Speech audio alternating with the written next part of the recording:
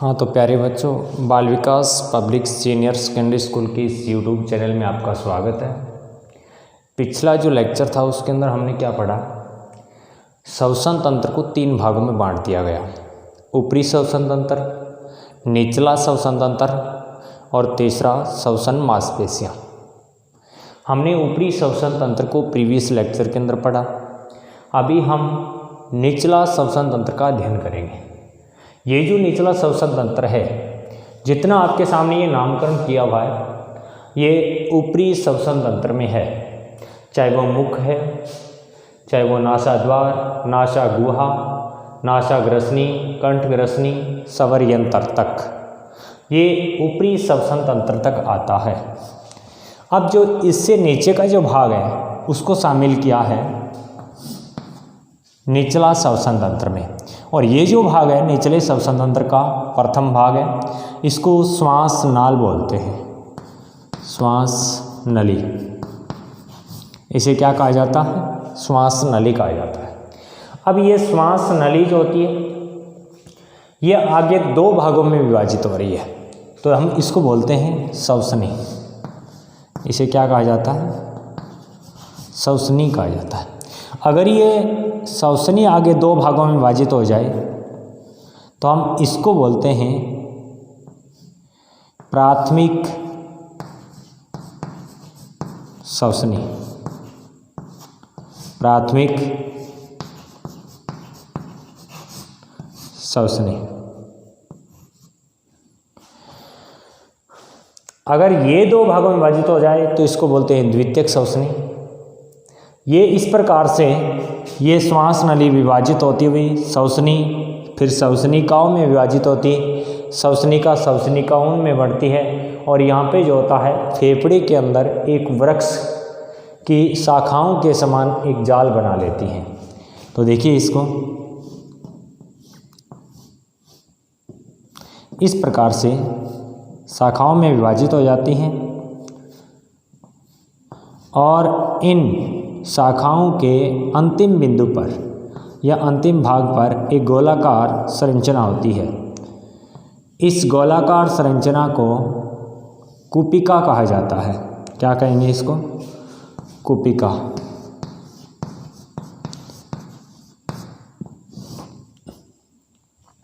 या इसको एल्वियोलाई कहा जाता है। अब यहाँ से शुरू होता है निचला श्वसन तंत्र। ये निचले श्वसन तंत्र का पहला भाग है। अब देखिए श्वास नली में क्या होता है। यहाँ पे एक उत्तक की बनी हुई संरचना होती है जिसको हम बोलते हैं मध्यपट। मध्यपट। यहाँ पे मांसपेशियों की सहायता से ये जुड़ा हुआ होता है।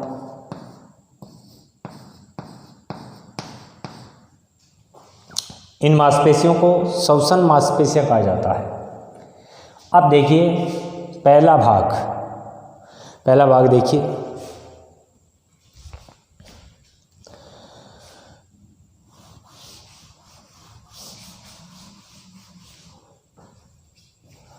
श्वास नली, निचले श्वसन तंत्र का पहला भाग श्वास नली। इसकी लंबाई होती है 5 इंच। 5 इंच लंबी होती है ये। नलिकाकार भाग होता है।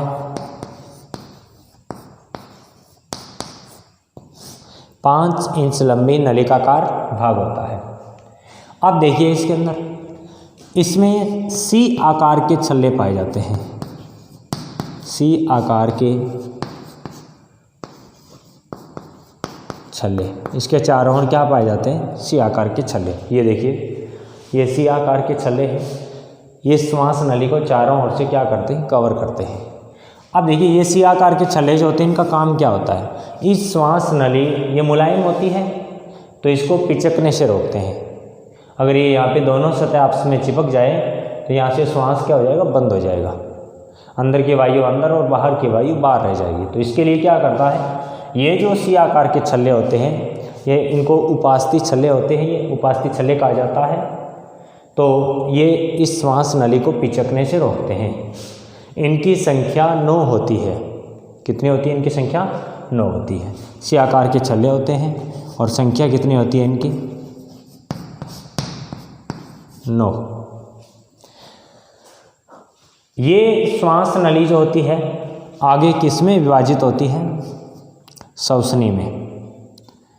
श्वास नली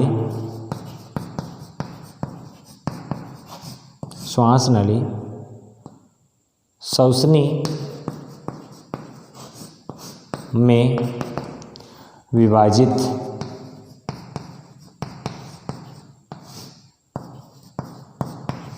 होती है। ये 2 शाखाओं में विभाजित होगी। हम इस शाखा को बोलते हैं श्वसनी। तो ये श्वास नली श्वसनी में विभाजित होकर के फेफड़ों में प्रवेश करती है। अच्छा, दूसरी बात, ये श्वास नली जो होती है ये श्वसनी और स्वर यंत्र को जोड़ने का काम करती है। किसको जोड़ने का काम? दोनों के बीच भाग में है, तो ये स्वर यंत्र और श्वसनी दोनों को जोड़ने का काम करती है। अगला जो भाग है वो है श्वसनी।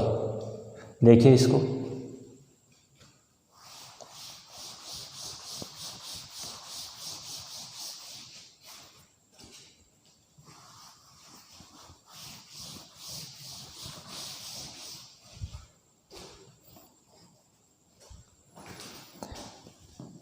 निचले श्वसन तंत्र का दूसरा भाग क्या है?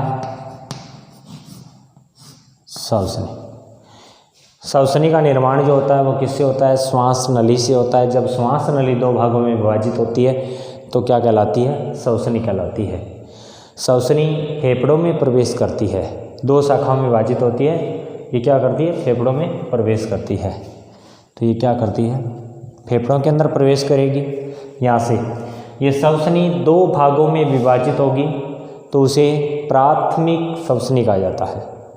जब प्राथमिक श्वसनी 2 भागों में विभाजित हो रही है तो इसे द्वितीयक श्वसनी, इस प्रकार से। और इनका अंतिम भाग जो होता है वो कौन सा होता है? कुपिका होता है।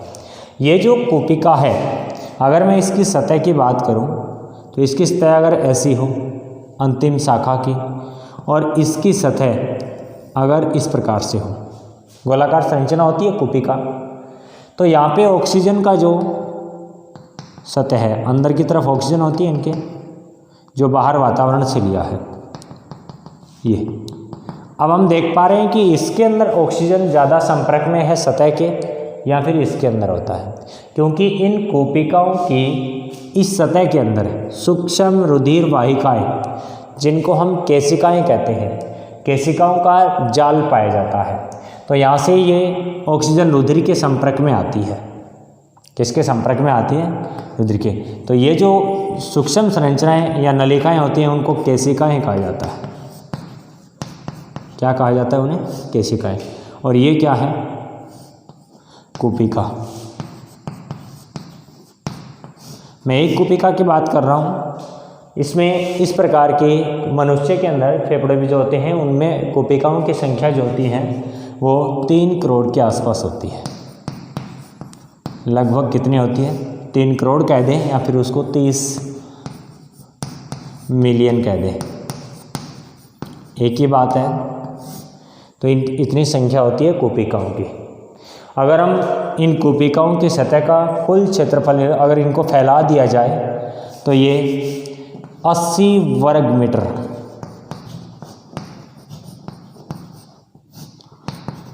क्षेत्र को ढक लेती हैं। अगर इन सभी कोशिकाओं की सतह को फैला दिया जाए तो 80 वर्ग मीटर क्षेत्र को क्या करती है? ढक लेती है। तो ये कोशिकाओं की संख्या क्या होती है? बहुत ज़्यादा होती है, 30 मिलियन या फिर 3 करोड़ उसको हम कह सकते हैं। अब देखिए, ये दूसरा जो भाग है ये कौन सा था? श्वसनी था। अब ये तीसरा जो भाग है वो है फेफड़े। अगला जो भाग होगा निचले श्वसन तंत्र का तीसरा भाग क्या होता है? फेफड़े।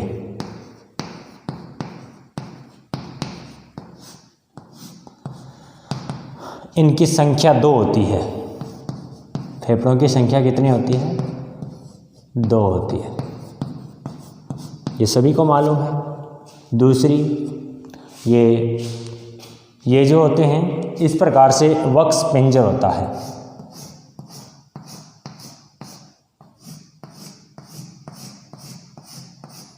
और इसके अंदर ये पूरा गोल होता है इस प्रकार से, जैसे यहाँ से कवर करता है वक्स पिंजर और ये पीछे की तरफ जाता है।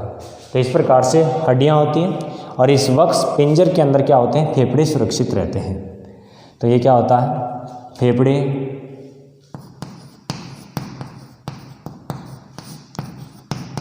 वक्स पिंजर में सुरक्षित होते हैं। अगली बात, इनका रंग जो होता है वो गुलाबी होता है। फेफड़ों का रंग कैसा होता है?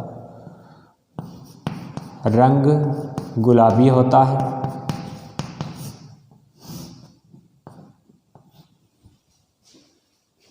ये जो होते हैं फेफड़े स्पंजी ऊतक के बने होते हैं। स्पंजी का मतलब मुलायम, स्पंजी ऊतक के बने होते हैं। अच्छा, इन दोनों फेफड़ों की डिजाइन को देखिए। ये जो फेफड़ा है ये दायां फेफड़ा है। कौन सा फेफड़ा है? दायां। और ये जो फेफड़ा है ये कौन सा है? बायां फेफड़ा। इनको फुफ्फुस भी कहते हैं, दायां फुफ्फुस और बायां फुफ्फुस। तो दाएं फुफ्फुस को हम देख रहे हैं कि ये लंबाई में क्या होता है? कम होता है। किसकी अपेक्षा? बाएं फुफ्फुस की अपेक्षा। और चौड़ाई जो होती है इसकी चौड़ाई कम है और इसकी चौड़ाई क्या है? अधिक है। तो हम लिखेंगे कि दायां फेफड़ा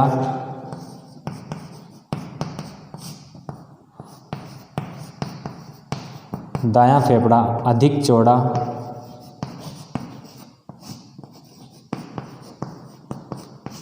तथा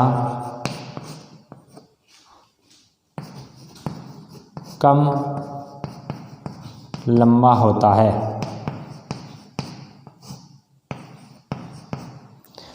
ये जो दायां फेफड़ा होता है क्या होता है? चौड़ा अधिक होता है, लंबा क्या होता है? कम होता है। किसकी अपेक्षा?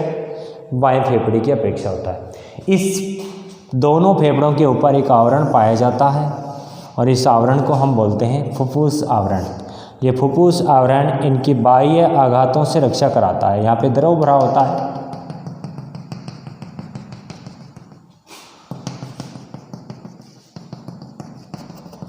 जो इनके बाह्य आघातों से क्या करता है? रक्षा करता है। तो इनको बोलते हैं फुफ्फुस आवरण। फुफ्फुस आवरण कहा जाता है इनको। अब दूसरा, अगर हम पुरुष और महिलाओं के बीच में फुफ्फुस की कंपेयर करें तो महिला के जो फेफड़े होते हैं वो पुरुष की अपेक्षा कैसे होते हैं? छोटे होते हैं थोड़े। और ये फेफड़े जो होते हैं, ये दायां फेफड़ा 3 खंडों में बंटा होता है। कितने खंडों में बंटा होता है? 3 खंडों के अंदर। और ये जो बायां फेफड़ा होता है ये कितने खंडों में बंटा होता है? 1 और 2 खंडों में बंटा होता है। तो इसमें कितने खंड होते हैं? 3 खंड होते हैं। ये प्रत्येक खंड छोटे उपखंड के अंदर बंटा हुआ होता है। तो इस प्रकार से ये फेफड़ा क्या होता है? 3 खंडों में। दायां और बायां फेफड़ा कितने खंडों में बटा होता है? 2 खंडों के अंदर बटा होता है। अच्छा, इस फेफड़े के अंदर जो गैसों का विनिमय होता है, यहाँ से जो वायु लेता है वो 2 प्रकार से लेता है। एक तो विधि होती है विसरण,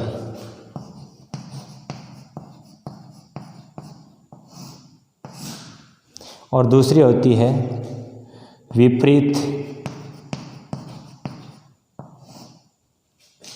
या फिर ऋणात्मक कह सकते हैं, ऋणात्मक दाब प्रवणता। ये जो गैसों का विनिमय होता है वो 2 विधियों से, या तो विसरण से या फिर ऋणात्मक दाब प्रवणता। विसरण से बहुत अल्प गैसों का विनिमय होता है, क्योंकि इसमें जो गैसें होती हैं वो विसरण विधि के द्वारा बहुत लंबे समय के बाद में पहुँचती हैं, जबकि हम जो जीव है वो बहुकोशिकीय जीव है और इन जीवों के लिए इस प्रकार से विसरण विधि के द्वारा गैसों की आपूर्ति नहीं हो सकती, ऑक्सीजन जो गैस है उसकी आपूर्ति नहीं हो पाती है। तो क्या होता है, ये जो मध्यपट है, ये मध्यपट इसमें सहायता करता है। ये मध्यपट क्या करता है, जब ये चपटा होता है तो उस समय फेफड़े क्या होते हैं, फुली हुई अवस्था के अंदर होते हैं, या फेफड़े नीचे, और जब ये ऊपर की तरफ होता है इस प्रकार से, जब ये फेफड़ा ऊपर की तरफ होता है तो फेफड़े दोनों क्या होते हैं, उनका आयतन कम होता है दोनों का, अंदर जो गैसें भरी हुई होती है वो कहाँ निकल जाती हैं, बाहर की तरफ निकल जाती है। कहाँ निकल जाएंगी वो गैसें, और जैसे ये मध्यपट नीचे की ओर जाता है तो ये फेफड़ों का जो होता है वो आयतन बढ़ता है, ये गैस को अंदर की तरफ खींचते हैं, बाहर से ऑक्सीजन यहाँ से प्रवेश करती है और इनके अंदर भर जाती है। यहाँ से आती हुई गैस यहाँ से यहाँ पहुँचती है और इस प्रकार से कूपिकाओं के अंदर भर जाती है। कूपिकाएँ जो होती हैं उनकी सतह के अंदर केशिकाएँ पाई जाती हैं। केशिकाएँ सूक्ष्म रुधिर वाहिकाओं को कहा जाता है, तो ये केशिकाएँ इसके अंदर पाई जाती है। यहाँ से रुधिर बहता है, ये गैसें ऑक्सीजन होती हैं, इसमें विपरीत दाब प्रवणता के कारण या ऋणात्मक दाब प्रवणता, ऋणात्मक दाब प्रवणता देखिए कैसे होगी कि जिधर जिस गैस की मात्रा अधिक होती है वो गैस जिस तरफ मात्रा कम होती है उसकी तरफ गमन करती है। जैसे मान लीजिए ये कूपिका है, इसके अंदर O2 गैस भरी हुई है और ये एक रुधिर वाहिनी है, यहाँ से रुधिर जा रहा है, इसके अंदर ये रुधिर बॉडी से आया हुआ है, हमारे शरीर से रुधिर हृदय के अंदर पहुंचा और हृदय से फेफड़ों के अंदर और फेफड़ों से बार बार शाखाओं में विभाजित होकर के कहाँ पहुंच गया, केशिका के माध्यम से या कूपिका तक पहुंचा।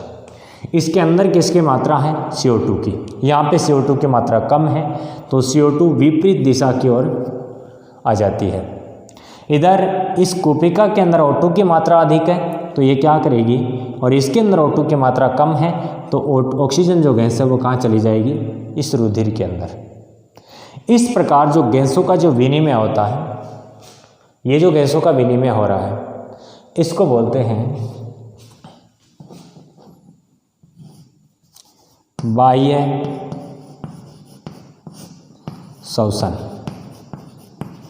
कौन सा श्वसन कहा जाता है इसको, बाह्य श्वसन। दूसरा, यहाँ पे गैसों का विनिमय इस प्रकार से क्रमबद्ध रूप से होता है। ये जो विपरीत दिशा की ओर गैसें जाती हैं इनको ऋणात्मक दाब प्रवणता कहा जाता है। क्या कहेंगे इसको, ऋणात्मक दाब प्रवणता। इस प्रकार से ये जो श्वसन क्रिया विज्ञान है, श्वसन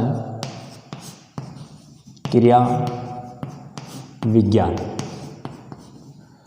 इस श्वसन क्रिया विज्ञान की वह शाखा जिसमें श्वसन की क्रियाविधि और उसके अंगों से संबंधित अध्ययन किया जाता है, क्या कहलाती है, श्वसन क्रिया विज्ञान कहलाती है। इस श्वसन क्रिया विज्ञान में श्वसन को दो भागों में बांट दिया गया। कितने प्रकार का होता है श्वसन, दो प्रकार से। एक तो बाह्य श्वसन,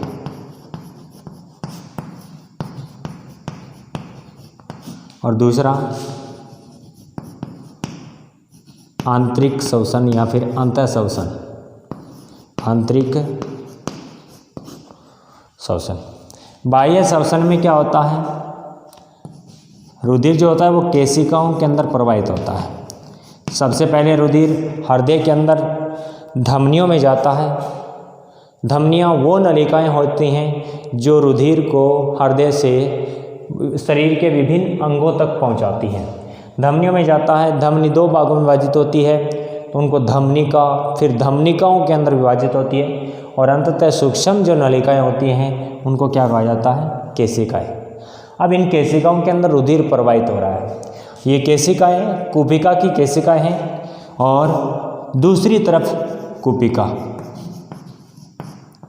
अगर गैसों का विनिमय केशिकाओं और कूपिकाओं के बीच होता है तो इस प्रकार का जो श्वसन होता है उसे बाह्य श्वसन कहा जाता है। जब गैसों का आदान प्रदान किसके बीच में होता है, केशिकाओं और कूपिकाओं के, इनके बीच में यहाँ पे केशिकाएं होती हैं, सभी कूपिकाओं में होती हैं ये। तो यहाँ पे O2 इधर आएगी और CO2 इसके अंदर। जब ये फेफड़ा अपना आयतन कम करेगा उस समय यहाँ से CO2 है वो बाहर निकल जाती है और नई ऑक्सीजन इसके अंदर भर जाती है। तब तक रुधिर भी अपने आप को क्या कर लेता है, यहाँ पे नया रुधिर आएगा जिसके अंदर CO2 की मात्रा ज़्यादा है, O2 की मात्रा क्या होती है, कम होती है। तो वापस ये O2 इधर आ जाएगी और CO2 यहाँ पे रह जाएगी। तो इस प्रकार से क्रमबद्ध रूप से ये चलता रहता है। जब ऐसा श्वसन जिसके अंदर केशिकाओं में उपस्थित रक्त और कुपिकाओं के बीच में यदि O2 और CO2 का परिवहन होता है या विनिमय होता है तो उसको क्या कहा जाता है, बाह्य श्वसन कहा जाता है। आंतरिक श्वसन इसके विपरीत होता है कि ये जो श्वसन है इसके अंदर हृदय से जाता है, अगर ये बार बार धमनिकाओं में पहुंचता हुआ और अंततः हमारे शरीर की कोशिकाओं तक पहुंचता है। और कोशिकाओं का ऐसा समूह है जो समान कार्य करता हो, जिनकी संरचना समान हो, उसे ऊतक कहा जाता है। तो ये शरीर के विभिन्न ऊतकों तक पहुंचता है रुधिर, और वहाँ पे क्या होता है, ये ऊतक का समूह है। ये मान लीजिए कोशिकाओं का समूह है, शरीर का कोई अंग है और इस ऊतक के समूह में यहाँ पे CO2 गैस उपस्थित है। माइटोकॉन्ड्रिया के अंदर भोजन के पाचन की प्रक्रिया हुई तो यहाँ पे क्या कौन सी गैस उत्पन्न हो गई, CO2 गैस। अब ये CO2 गैस जो होती है, यहाँ पर इन कोशिकाओं के बीच में रुधिर आता है। कौन सा रुधिर, जिसमें ऑक्सीजन की मात्रा अधिक हो। अब ये ऑक्सीजन की मात्रा युक्त रुधिर जब इन ऊतकों के बीच में पहुंचता है तो यहाँ पे विपरीत दाब प्रवणता फिर लागू होती है। उसमें क्या होगा, ये O2 इधर ऑक्सीजन की कमी है, ये ऑक्सीजन कहाँ आ जाएगी, ऊतकों के बीच में आ जाएगी, और ये जो इसके इन ऊतकों में जो बनी हुई कार्बन डाइऑक्साइड है ये इस रुधिर के अंदर शामिल हो जाती है। रुधिर प्रवाहित होता हुआ आगे की तरफ जाता है। तो ये CO2 इसके अंदर आ गई और O2 कहाँ चलेगी, बाहर। तो ये दोनों O2 और CO2 का क्या हो गया, विनिमय होता है इसमें। इस प्रकार जो विनिमय होता है उसको हम क्या बोलते हैं, आंतरिक श्वसन। तो इसका क्या हो जाएगा, जब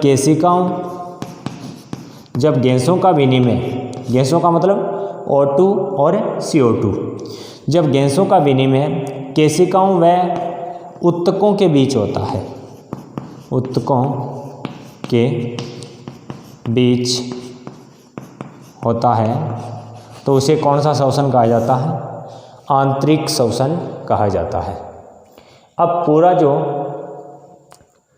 श्वसन की प्रक्रिया है इसमें ऑक्सीजन और जो कार्बन डाइऑक्साइड गैस है ये रुधिर के माध्यम से क्या करती हैं, लगातार नई ऑक्सीजन को जोड़ा जाता है, शरीर में पहुंचाया जाता है और कार्बन डाइऑक्साइड को शरीर से बाहर निकाला जाता है। ये कार्बन डाइऑक्साइड जो भोजन के पाचन के फलस्वरूप ऊतकों में बनी हुई है या कोशिकाओं के अंदर बनी हुई है।